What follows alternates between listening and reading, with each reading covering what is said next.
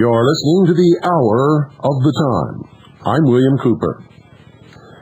Ladies and gentlemen, there is nothing new under the sun.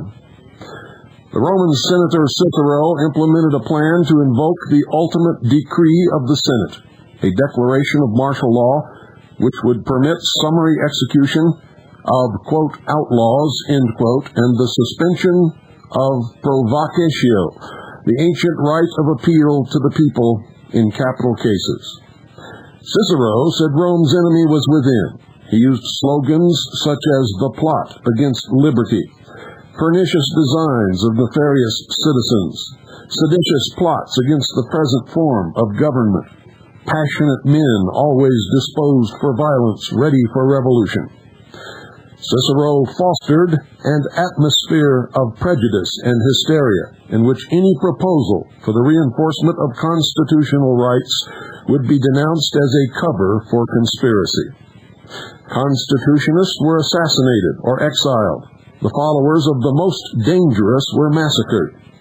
Cicero warned against patriots and veterans who would not excel as farmers that might take up arms against the Senate. A law forbade anyone carrying arms within the gates of Rome. When no real subversives could be found, Cicero or his confederates hired thugs to beat and rob citizens who were considered sacrifices for the greater good of the empire. If the political opposition was particularly strong, a government building or a temple might be burned. There was a new order. The Romans were great propagandists, fooling themselves and their slaves into believing Rome represented the defender of liberty, justice, and peace for the world. Arthur Kahn wrote in his Julius Caesar, Cicero adopted the prophetic magniloquence of the newly popular Eastern mystical cults, which preached an eternal war of the armies of light against the forces of darkness, and promise initiates eternal happiness after death through the grace of divine redeemers. Cicero, it appears, was a Freemason. The German National Socialist Workers' Party, or Nazis, promoted mysticism and lectured about the armies of light against the forces of darkness. The SS required their candidates be given an occult education, culminating in the officers' initiation into the new religion. When Herr Hitler could not muster enough votes to control Germany, he burned the Reichstag, Germany's Congress. He labeled his political enemies responsible and rounded up his opposition literally overnight. Hitler seized power over all Germany. Hitler spoke of a new order of the world. To confidants, he whispered of spirit visitors. The Jew became the enemy within the gates. The Nazis were also masters of propaganda. The same scenario is presenting again. The ancient mystery religion has risen like the phoenix and taken wing as the New Age movement. President Clinton speaks of an eternal war of the armies of light against the forces of darkness. Hillary was just caught performing seances in the White House. There is a new world order. When the omnibus counterterrorism bill languished in Congress with no hope of passage, the Alfred P. Murrah Federal Building in Oklahoma City was bombed. The president spoke of those who sacrificed. A year of lies and propaganda followed. The anti-terrorism bill passed into law, giving government almost the same powers Cicero sought and Hitler obtained. Once again, a republic is moving to oligarchy, then to dictatorship. The people, as in Rome, as in Germany, haven't a clue.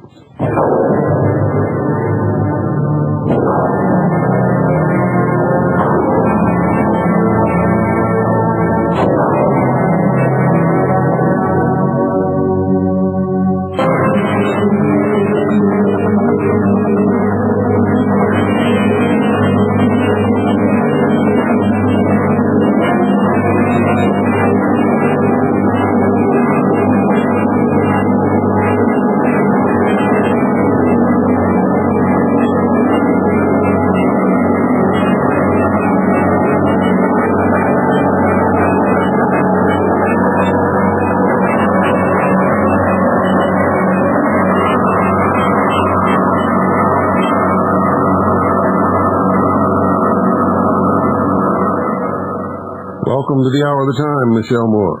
Thank you. Good evening. How are you? Pretty good. What are we going to talk about tonight? Well, we need to deal with some rumors in this area, probably first. Okay, let's do that. Okay, toward the end of last week, rumors were flying in this area that a large militia meeting was going to be held, which would be attended by J.J. Johnson, who would be premier speaker. Now, I have not been able to turn up any evidence whatsoever that this militia meeting is scheduled or did occur or will occur. But the problem that we face here are the parties involved in promoting the rumor and the ones who, if it ever occurs, are the organizers of it. And these people, I know these people, so this is a difficult thing for me to do. But we're going to be talking specifically about a man by the name of J.D. Burkhart, his close associate, pal and buddy Ron Cross, and several of their other associates, because we're dealing here with agent provocateurs who are bringing down the militias in the state. Okay, give us a little background on this. Okay, this is a very convoluted story, so bear with me. I'm going to try to make this all make sense. J.D. Burkhart is a licensed private detective, and he now operates his business out of his home, having shut down his official office, which is located in the Del City, Midwest City area, east of Oklahoma City, and his business is called Case Closed Investigations. He is approximately 54 years old, about 5'11", 185 pounds, has sort of a biker look. He has graying dark hair, long to the collar, a full dark beard, which is not graying, and this full dark beard covers shrapnel scars, which he received in Vietnam. He also has scars on his legs. He's right-hand dominant. On his left hand, the ring and middle fingers thereof have two finger joints missing from combat injuries. He smokes cigarettes, is in generally poor health, has stomach and respiratory problems, and suffers from high blood pressure. He was pretty badly blown up in Vietnam, and where he served with the Army Special Services, Special Forces, and he's also a pilot and has his private pilot's license, and left the military on a medical discharge. In addition, he is a card-carrying ordained Mormon minister.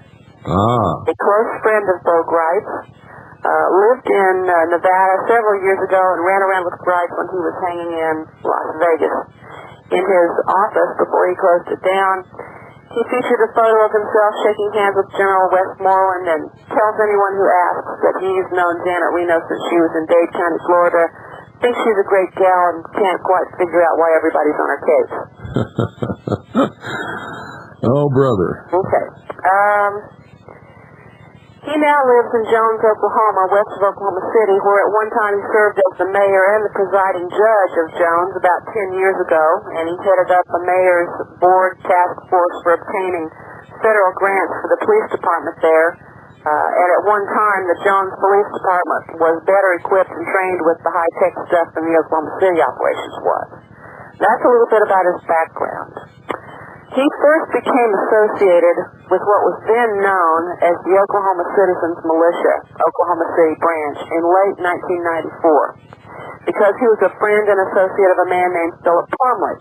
Philip Plumlee was the head negotiator for the Tinker Civilian Employees Union and an ex-SEAL, and he worked for JD as a private investigator. The militias were looking for a meeting hall at that time to hold their meetings, and for a while they met in the Union Hall, and it was because of Plumlee's involvement in that area that JD became associated with that militia group. Plumlee brought him as a guest. JD began attending the meetings, and before you knew it, he was in charge of security of the Oklahoma Citizens Militia, Oklahoma City branch, and it was his job to train people, do background checks, and basically carry on investigations.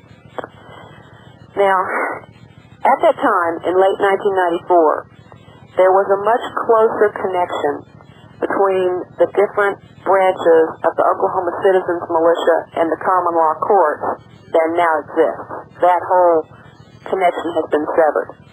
But at that time, in late 94, there was a connection, and J.D. Burkhart was extremely interested in finding out everything he could about the common law courts. And while this was all occurring, an independent common law type named Gideon Cowan had begun filing common law liens against banks and selling these liens to foreign investors, and the money was to be transferred back to the states, et cetera, the same old story. At the first common law court meeting in Kingfisher, Oklahoma, Gene Schroeder came and spoke, and this was held at the Lake Eufaula Lodge. Now, while the common law court meeting was going on, at the same lodge, the regional meeting of the BATF was being held. So J.D. Burkhart wanted to go. So he loaded up his survival van, which is a white Oldsmobile minivan with the long sloped pointed nose, drove out there, but didn't really attend many of the meetings because his van is equipped with a video camera on a tripod, and he spent a good part of his time videotaping all of the car tags in the parking lot of all the people attending the common law court meeting while it was in session. Then in January of 96, up in Kansas, at a campaign meeting when Charles Collins was still running as a Republican, he did the same thing. Went up there and videotaped license numbers, automobiles, and the people in attendance because Collins had asked the Kansas militia to serve as his security force for that meeting. In the Ponca City meeting of the Kay County Patriots, he did the same thing. Videotaped everybody there, videotaped their cars, the license tags, the whole works. He's been collecting a lot of information on a lot of people for a long time. Now, this all came to a head because of that independent common law court guy, Gideon Cowan. He had implemented that lien program that the common law courts were doing against the banks. He'd been arrested, convicted, and he had a sentencing trial in December of 95. J.D. went to the sentencing trial, and rather than being immediately incarcerated after he was sentenced and found guilty, he was released on an $80,000 bond so he could appeal the sentencing. His personal friends put up their personal property to secure the bond, and that was okay for a while. But the Cleveland County court system down here decided that they needed to re-incarcerate Cowan to stop his discovery process. He was filing an awful lot of paperwork, and they didn't know what to do with it. And then all of a sudden, there was a lot of confusion. The Federal Appeals Board said that they did not deny Cowan's appeal, but the Cleveland County court system said, oh yeah, it's denied, and they went after Cowan without any legal notice to him of this alleged denial. When Cowan heard about all of this, he disappeared, and for 5 months, he was in hiding. Toward the end of that 5-month period, a federal fugitive warrant was issued for his apprehension. And he was ultimately apprehended early in May of this year, and all this time, Cowan had been a very good friend with J.D. Burkhart and had trusted him with his life. Toward the end of this fugitive period, Cowan was in pretty bad health. He'd lost about 40 pounds in 5 months, and he was really tired of being on the lam. And J.D. had apparently kept tabs on Cowan that entire time. and ultimately arranged safe house accommodations for him while he was on the lam in Oklahoma City at the Grand Continental Motel.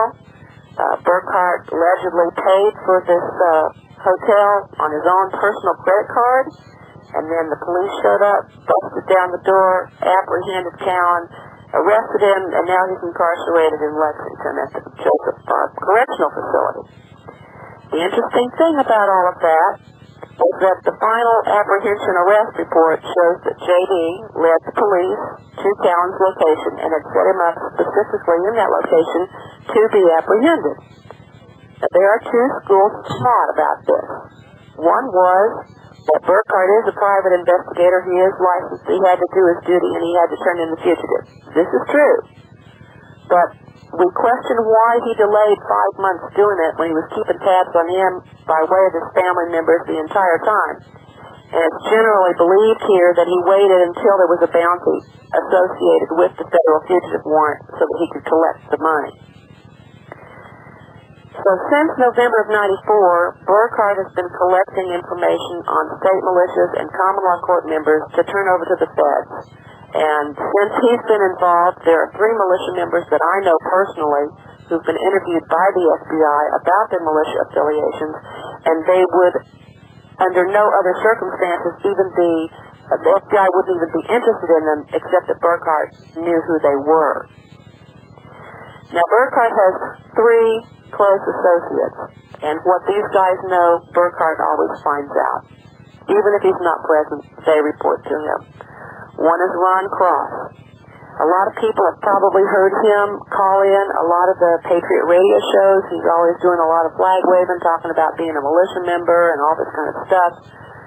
He was recently arrested because the store where he worked, an employee in the store where he worked reported that there were shoplifters in the store, and she believed that the shoplifters were armed with a gun. Ron Cross, instead of just calling the police or saying, hey, guys, stop, or whatever, went to his car, got his gun out of his car, went back into the store, held the suspects until the police arrived, and then he was arrested. He's very indiscreet. A lot of loud patriotic talk. You'll hear him all the time on the radio, and I can only assume that he's either extremely dangerous himself or just extremely stupid. Another close associate is a man named Bobby Kenner. He would like to have a militia group, but he's just calling it a gun club. I don't believe that he's dangerous to anyone, but he has bad associations with people he cannot trust. And then there's a man known only as Mo, who showed up in November of 95 out of nowhere, Middle Eastern appearance with a reputation as a former gun runner, and he began coming to militia meetings, and nobody really knows very much about him at all. Because of the combination of all of these events, and the background of Burkhart, and the actions that he's taken toward militia members and the little common law court guys running around out there, it just doesn't seem to be in our best interest to hang with the guy. And really? Well, yeah. Well, when it became known on shortwave at the end of last week that a large militia meeting was going to be held in Oklahoma City and J.J. Johnson was going to be the main speaker, that information came from Ron Cross. So you know Ron Cross and his J.D. Burkhart affiliation, what they were going to be up to if they could pull this meeting off. The meeting has not occurred to this time. It could still happen, I don't know. But J.J. is in Oklahoma City. Yes, he is. Yes, he's been here a couple of days now. And before we leave the Burkhart story, I need to say something to my common law court associates here. I've been receiving telephone calls from common law court members asking, when do I want to start a militia for them here? I do not want to start a militia for you. If you want a militia, you start one. And the reason that I cannot do this, you guys are wonderful people, and I don't care how legal you think your stuff is. My job description, My oath of service is to enforce the laws of the Union, repel invasion, suppress insurrection, to provide for the free flow of information to the whole of the people, the militia. If I go and start a militia for you to enforce your common law laws, to serve your common law papers, I will be in violation of the laws of the Union. It's my personal belief that I have to operate within the laws as they exist right now. So, I admire your guts and your courage, but it's not what I can do, and you have to choose your own battles, and that one is not mine. So, if you need security forces, you get them. And that's my final word on that subject. Well, I think that's good. And I'd like to add a little bit to that, too. The militia can't be mixed up with other things.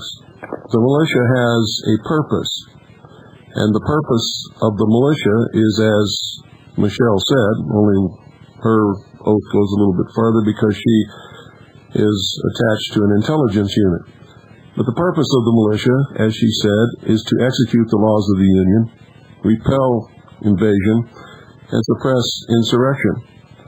The militia is subject to the call of the governor if the governor is acting in his proper and constitutional capacity, both according to the Constitution of his state and the Constitution for the United States of America. If he is not operating within that capacity, the militia is not under any obligation to answer the call of the governor, but is under an obligation to enforce or execute the laws or the supreme law of the state, which is the Constitution, and force the governor back into compliance if that were ever to occur. The militia is not to promote a religion or to hold religious services or to convene courts of law or anything else. The militia must be completely and totally separate. And all you people who are convening militia meetings that turn into church meetings that then turn into common law courts are in violation of every kind of principle that a military organization like the militia should operate under, and you're setting yourself up for a big fall. Well, amen. My primary concern was for JJ. Yeah. Because he was coming in here on other unrelated business. And, J.D. Burkhardt and Ron Cross are both very likable fellows. They're just as easy and personable to get along with, nice as the day is long, but dangerous. Well, that's one of the problems with a lot of these patriot organizations and militia groups, is that they're extremely susceptible to the wiles of a con man. What makes a con man great, or I should say what makes a great con man, is the fact that everybody likes them. Everybody loves them. Nobody would ever believe that they would steal from you or do anything wrong or be spying on you or turning you in or anything else. And it seems like the only real qualification for a lot of these patriot organizations and militia groups is that if they like somebody, it's okay. They bring them in. They bring them right into very sensitive operations, like they did up there in Dakota. They put the guy in charge of the communications for the whole country, and that was the Tri-States Militia and John Parsons. And they took a big fall.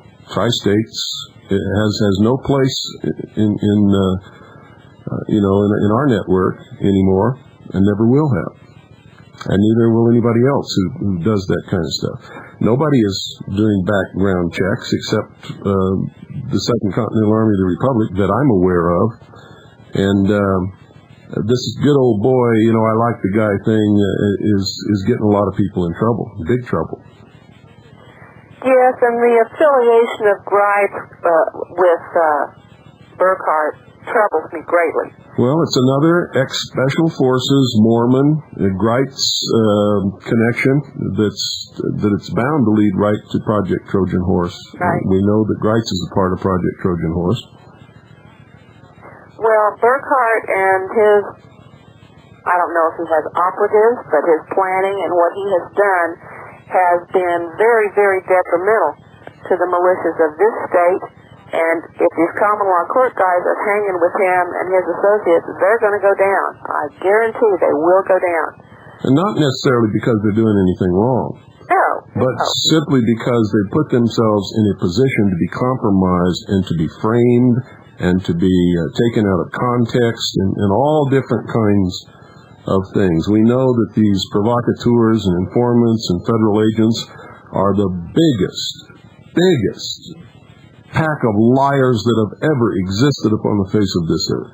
And they have been caught so many times, and they've been proven to be liars so many times that it's just unbelievable that you can find any court in this land or any jury that will even believe anything that they say. Right. Well, my initial suspicions of Mr. Burkhart originated last November when I had the opportunity to meet him and get to know him and spend some time talking to him and so forth. And yes, he's very likable.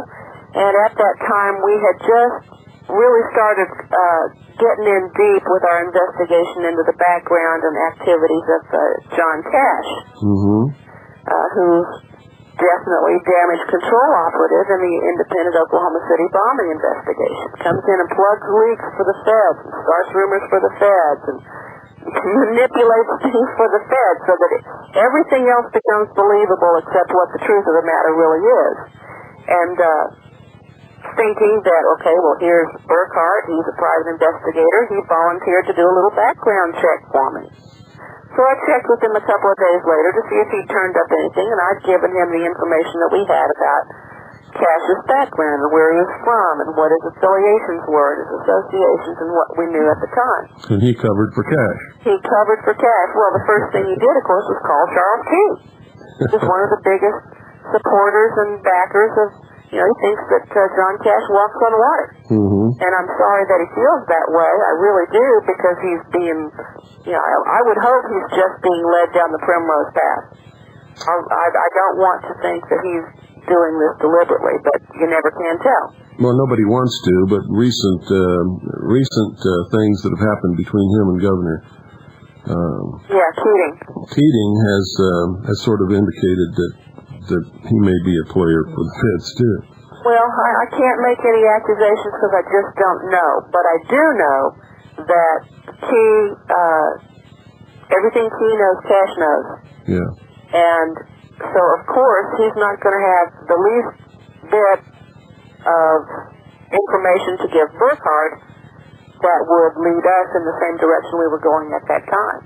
Now, in this Oklahoma City bombing investigation, he was actually butting heads with the Governor Keating.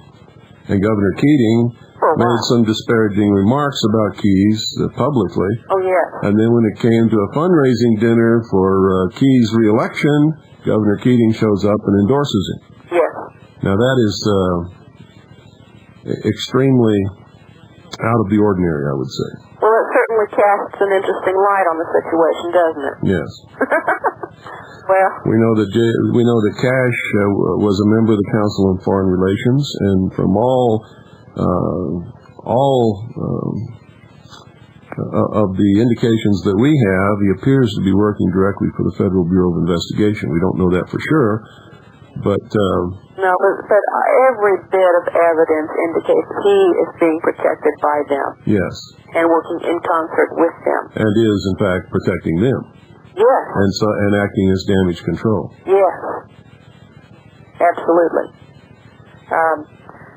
That's a whole nother story. That would take another show.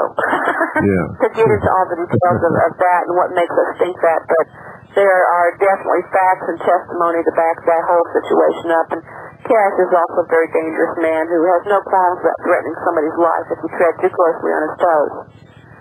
So we just put these things under our hat and remember him. But boy, Burkhart, he couldn't say enough good stuff about Cash.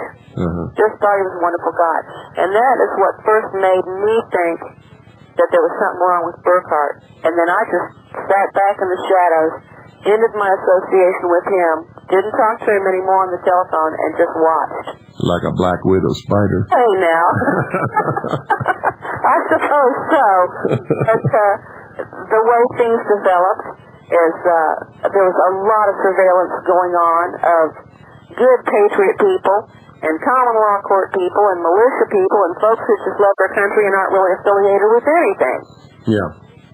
And this is not good.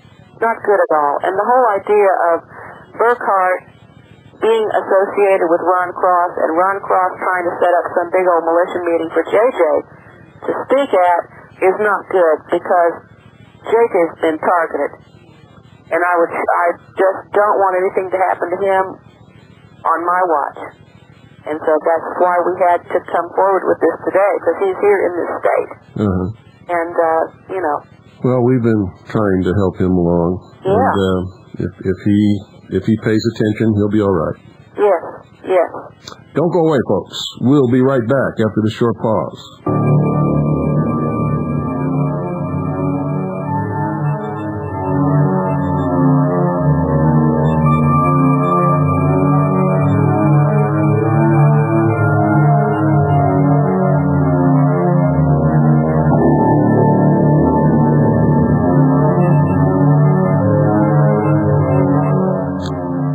You're listening to the Hour of the Time. I'm William Cooper. The Hour of the Time is brought to you by Swiss America Trading. They specialize in non-reportable, non-confiscatable hard assets. Real money is defined in the Constitution for the United States of America, in the statutes at large, in the United States Code. That's real money. It is measured in units of $1. That's the measurement of the United States of America. Is a specific weight and measurement and purity of silver coin. An equal value of gold coin can be used, but the primary unit is a specific weight and measurement of purity of silver coin, which is known as $1. Now, if you've never held a silver dollar, or if you've never seen or held in your hand a real gold coin, you need to do it. You can afford to put out enough just to get one coin, I can assure you. And once you've got it, you will understand with no problem whatsoever that it is valuable in and of itself. It has what we call intrinsic value. It has real worth. Throughout the history of the world, gold and silver coin has always been considered money by almost every people that have ever lived anywhere.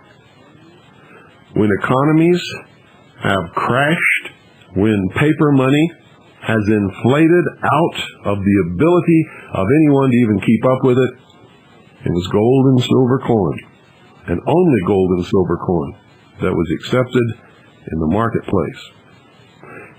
A time is coming in this country, ladies and gentlemen, when the same thing is going to happen.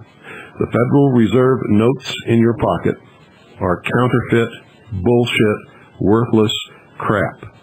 The only reason that they can be used is because they have fooled the people into believing that they have worth.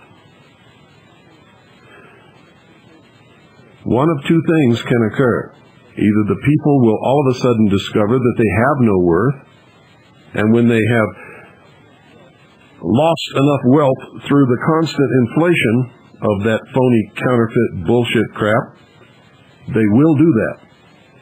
Or those in power will pull the rug out from under this economy in order to fulfill one of the last unfulfilled planks of the Communist Manifesto written by Karl Marx and Engels. Remember, the New World Order is a totalitarian socialist world government. It cannot work if there is in existence a middle class. So call Swiss America Trading now at 1-800-289-2646. That's 1-800-289-2646, and get your hands on some real money, even if it's one silver dollar, even if it's one $10 gold piece, which, by the way, is real tiny. I recommend you get a $20 gold piece. Now, that's real heavy, and I mean heavy in your hand. 1-800-289-2646. 2646. Ask for Frank. If he's not there, talk to anybody. They'll all help you. Ask for the new newsletter. Tell them that you're a steady listener to the Hour of the Time, and you'll get red carpet treatment. I guarantee it. And while you're at it, folks, thank them for sponsoring this broadcast. That's 1-800-289-2646.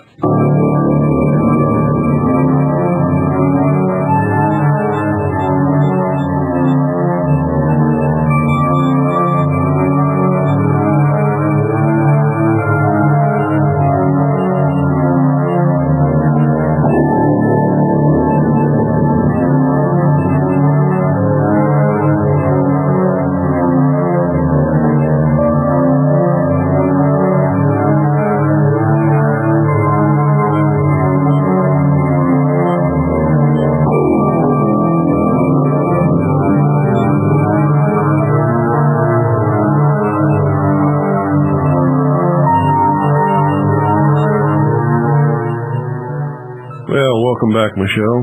Thank you. And what are we going to go into now? Well, I don't know. What would you like to go in? Well, I understand that we have some information that we were asked not to talk about because it wasn't supposed to be public knowledge. And in the last broadcast before this broadcast, they've already talked about it. So in my estimation, that releases us for any vow of silence. Well, it has now become pretty much worldwide public knowledge. Yes, it has. So let's talk about it. Okay. I guess we will. We're going to talk about the encounter that General Parton had with the Federal Bureau of Investigation earlier this month. Okay. On Friday, the 14th of June, representatives from the FBI contacted General Parton at his home in Virginia to make an appointment to visit with him the following Monday, June the 17th. They didn't say what they wanted to talk to him about, really, or who was coming. But on Monday the 17th, the people who showed up to interview General Parton were Danny Diefenbaugh, who is the inspector in charge of the Oklahoma City Bomb Task Force, and he works for Louis Freeh. Beth Wilkinson, who's one of the Primo prosecutor team members, and a man named Eden Goldman, who is her deputy, and they're all Department of Justice employees working for Janet Reno. General Parton, when he realized he was going to be interviewed by the feds, contacted Pat Bradley and asked what his advice was on dealing with this, and he was advised to get his attorney present and to set a tape recorder in the middle of the table so that all could see that the meeting was being taped, and to record everything that everybody said. And this was done. The feds were investigating Parton, interviewing Parton, because he's undoubtedly going to be called as a witness for the defense. They asked him several questions, made several statements, one of which was, your analysis is all wrong because you put the crater in the wrong place on your report. And we had already determined that quite a while ago. Yes, we did, and that's covered in the book. In Oklahoma City Day 1. Yes. That, there was a rumor floating at one time that an artist's rendition of the crater had deliberately moved it to try to change the evidence and all this sort of thing, but closer inspection of everything, including some fabulous photos that will be reprinted in the book, indicate that the drawings that the artists have made are accurate and that Parton was off in his estimate of the crater location by about 8 feet. But the assertion of the feds that because he was off, his conclusions were wrong, is also wrong, because the real position of the crater even makes General Parton's conclusions much stronger and puts him in a better position than he was in before. Yes, it does. The feds take the position that because the crater was actually closer to the large cut-out, scooped-out portion of the building down on the east end, that, that's proof positive again that the truck bomb took that crater out. But the more eastward you move the alleged truck bomb, the farther away it gets from column A9, way down on the west end, and those columns were all taken out. Yes, and it would have been an impossibility. Absolutely impossible. Yeah. So they raked him over the coals about that. Then they said, well, you're not qualified to do an analysis on the Oklahoma City bombing. You've never been to explosive school. And so Parton reviewed his extensive and very impressive resume for them and basically told them, look, the guys who are running the explosive school studied with me. So he doesn't need to go to explosive school. Those schools probably exist because of work that he did. That is truly humorous that they would make such a statement. Oh, they're so shallow and so superficial and so transparent, it just kind of makes you tired. And such unbelievable liars. Yeah. And then they go home and look themselves in the mirror, and I guess they don't have any conscience or ethics or morals at all, do they? I haven't come across any lately. Well, they took him to task saying that his analysis was all wrong because the only way to bring down the columns in the building was if someone drilled holes in the columns and planted contact detonators, contact explosives in there. Mm-hmm. And, of course, he gave 4 other ways that the columns could have come down other than the truck bomb without drilling into the columns. But the fact remains we have witnesses who know that they did drill. Not only that, but we have photographs that shows what appears to be the marks of the drill bits in some of the columns. We can't really tell, but it appears that that's what they are. Well, the only other thing that could be would be where rebar was, but the distance between the marks is not right. No, not only is it not right, but rebar is not that big. Right. We can't say for certain that that's what that is, but it certainly is something that shouldn't be there, that obviously is. Yes, and we have witnesses that well, we'll save that. We'll save that. When people get this book, they're going to be absolutely stunned, just stunned. And what else can we say about the Parton meeting? Well, he argued with Diefenbach for a long time about the Federal Bureau of Investigation complicity in the World Trade Center bombing and showed them all the evidence he'd collected. Stuff that's public knowledge. New York Times reports and the transcripts of the tapes that showed the FBI, planned the thing, trained the guys that eventually got arrested, taught them how to drive the bomb truck. The whole works. And Diefenbach argued back that no, they didn't. And that was a big waste of everybody's time. Well, they did. These are actual tapes that were introduced into court in our FBI tapes. They are also on those tapes the people who were involved with the FBI in making the bomb for the World Trade Center bombing actually wanted to put inert ingredients in that bomb so that it would not explode and no one would be hurt, and the FBI insisted that they use real explosives. Right. Yeah, the FBI agents who made those tapes themselves admitted the complicity. Yes. And, I don't know how Diefenbach can say that they didn't, but they spent a long time arguing about that. It's easy. He's a barefaced liar. They're all liars. They're scum. They are lying scum. They don't belong in this country. I don't even see how their mother could stand to look at them. Well, I think the purpose of the interview with Parton was to feel him out, see what his answers were going to be so they could try to take him apart on the witness stand. Mm-hmm. And good luck. yeah, good luck. If the jurors are paying any attention at all, the feds will fail miserably, as they have anyway. Yes. And then the other bit of news that's been in the papers of late about that, the court case is that Whitehurst, who's claiming misconduct on the part of the FBI labs, is going to testify for the defense. That the feds screwed up the investigation into the bombing. They've lied about it on the stand 4 or 5 times. They lied about it in the preliminaries. They lied about it before the grand jury. And there wasn't any PETN on McVeigh's shirt. And all of this stuff these are things that the feds have said under oath, and they're absolutely false, and Whitehurst will bring that out. Yeah, you're getting a little too close to that phone now, Michelle, and you're starting to sound a little fuzzy. Backing off. Okay, good. Recently, anything else new to talk about? I better wait about that report we talked about until I see it. Okay.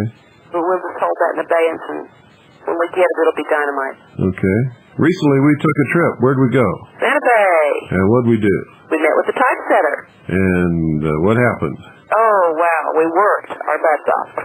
We worked hard. I couldn't believe that 4 people sitting around a table could work so hard and so long and get so exhausted just putting together a book and making sure everybody understood what it was. And we designed the cover while we were there.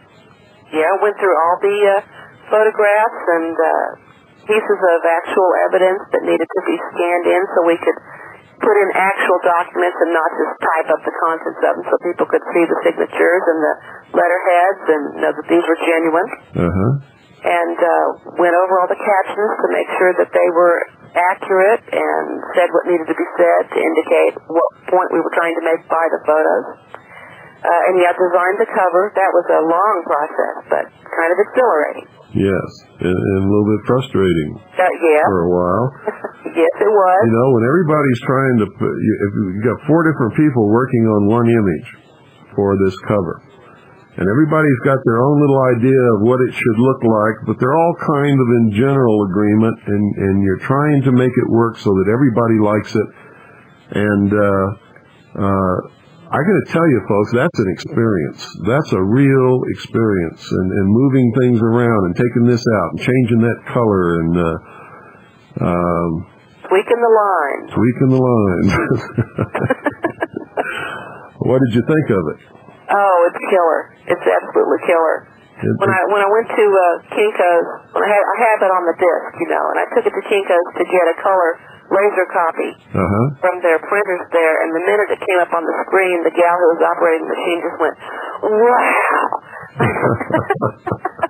She just couldn't believe it, and she didn't know why it affected her the way it did. Yeah.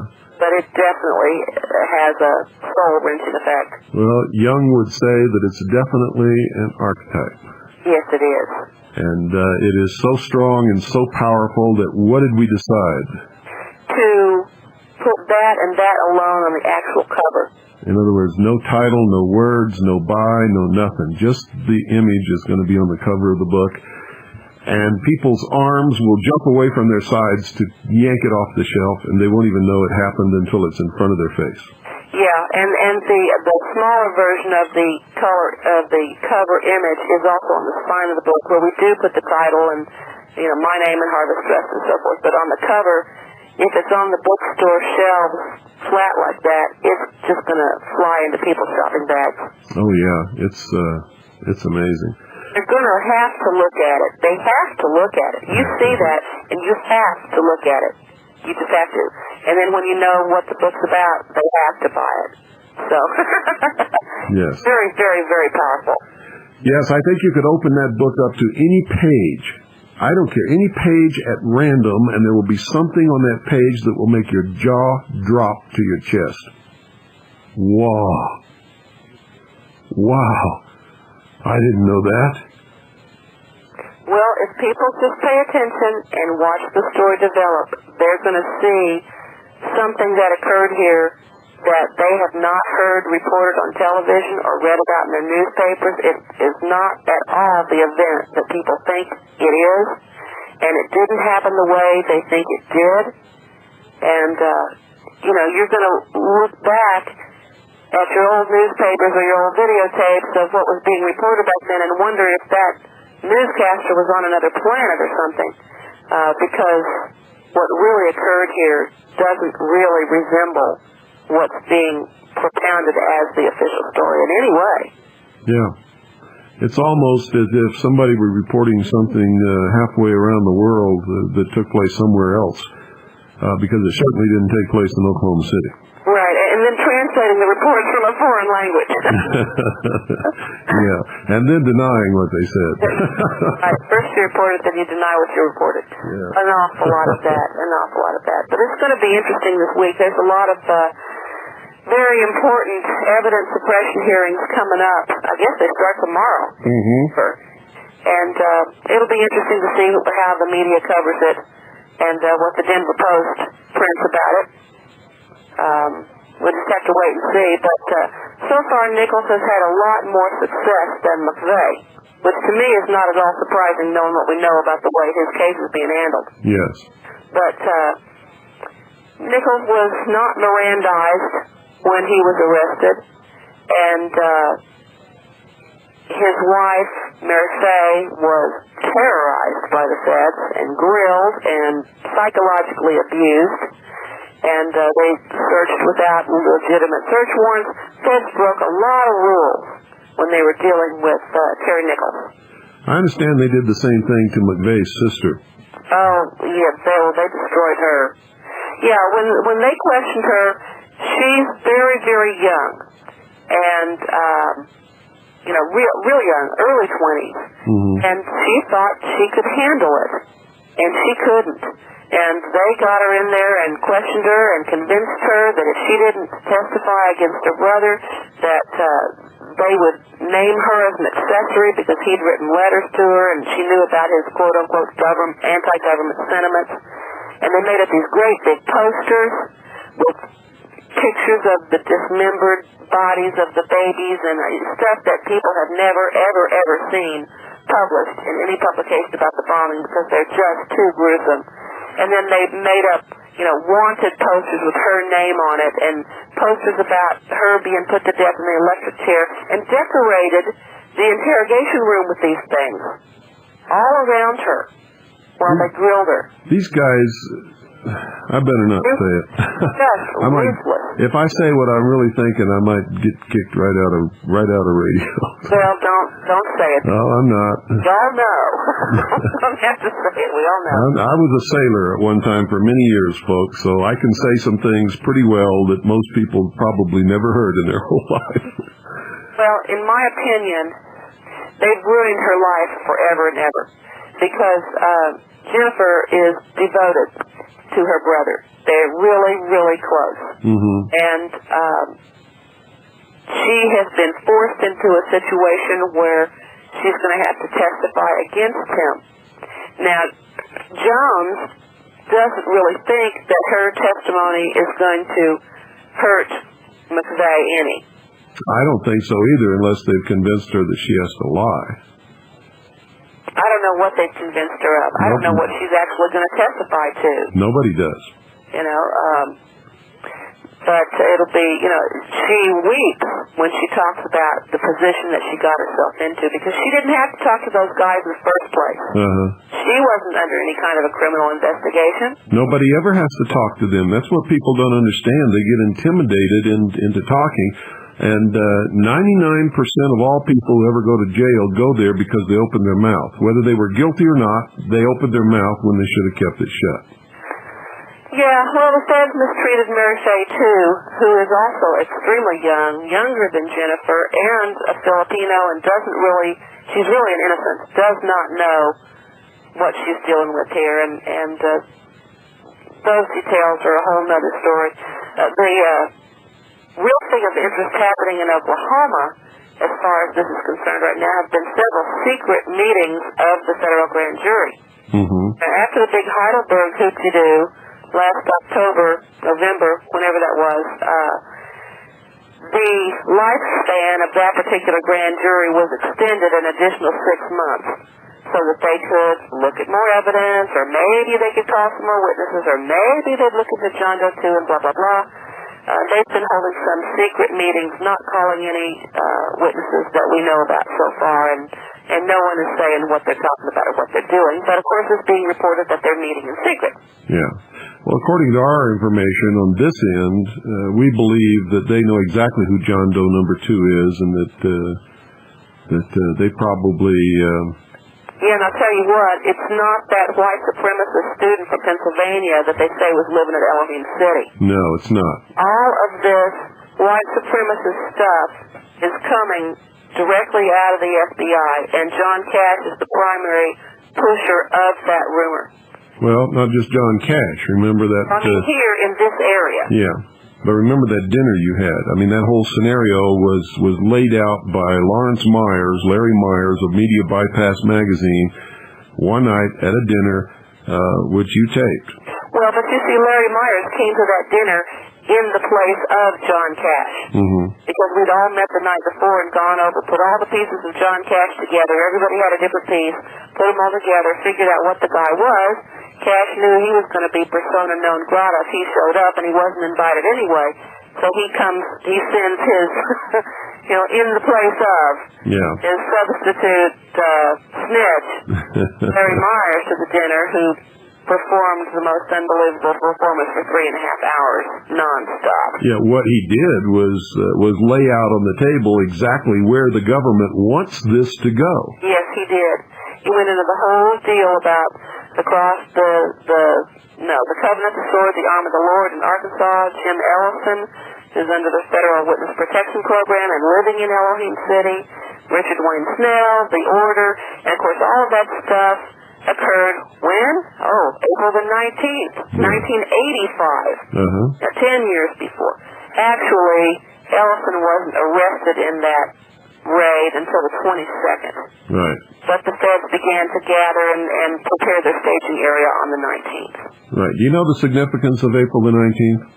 Isn't it a sacrificial feast to Baal or something like that to bless the fertility of whatever's coming ahead, the project? Yeah, April the 19th is the first day of the preparation for the sacrifice to the rites of the spring fertility, and it has a long history with many gods and Luciferian connections and Ishtar and the whole works. It has a place in the ancient Jewish ceremonies. It is traditionally the day of preparation for and sacrifice of either the human or the animal to ensure the fertility and the success of the coming harvest season, planting. Well, they had the whole work, didn't they? They certainly did. They certainly did. Well, it's my personal belief that this thing was planned about 8 years ago, and we'll talk about that in Volume 2. Yes, we will. Which has already been started and is well underway, ladies and gentlemen. Volume 2 will probably be just as long and just as detailed and even more revealing than Oklahoma City Day 1. Well, it would have to be, because when you're dealing with Oklahoma City Day 1, you're dealing primarily with April the 19th. Stuff that everybody is generally familiar with. They just don't know the details of the real story. Yes. And when you start getting into the background and how this came about and who was really involved and why it happened, they'll be taking themselves up off the floor. It's pretty shocking. It's devastating. Okay. Well, I guess that about wraps it up. Any last words you want to give to our listening audience before we go into the sign-off? Just thank everybody for their continued help and assistance and all the good reports I get from everybody on the field with everything we're investigating. Couldn't do it without you guys. Keep up the good work. Wonderful. Thank you for being our guest tonight, Michele, and thank you for all the wonderful work that you do on behalf of everybody. Well, ladies and gentlemen, that wraps it up for tonight. In the beginning of this broadcast, you heard me give a little dissertation, and you're going to see that again. You're going to see it. You're not going to hear it, probably. But the point of that is, history is ignored by a great segment of the population.